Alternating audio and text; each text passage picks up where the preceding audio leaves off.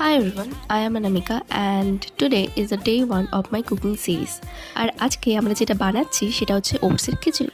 প্রথমে আমরা সমস্ত সবজি যেগুলো আমার কাছে আছে সেগুলো আমি কেটে নিয়েছিলাম, মানে আলু, গাজর আর ফুলকপি। আর এদিকে আমি সয়াবিনটাকে সোক করতে রেখে দিয়েছিলাম। প্রথমে এটাকে ভেজে নেব আর তারপরে গরম তেলে গোটা জিরে, লঙ্কা এবং আদা পেস্ট দিয়ে দেবো। মানে আদাটা আমি গ্রেট করে অ্যাকচুয়ালি দিয়েছিলাম প্যানে। আর তারপরে সব সবজি আমি দিয়ে দিয়েছি। দেখো গাইস, আমি এটা মেনলি নিরামিষভাবে করছিলাম জন্য এখানে কোনো পেঁয়াজ রসুন ইউজ করিনি, বাট তোমরা যদি চাও তাহলে ইউজ করতে পারো। আর তারপরে সব সবজিতে আমি স্পাইসেস যা অ্যাভেলেবেল ছিল আমার কাছে তা দিয়ে দিয়েছিলাম।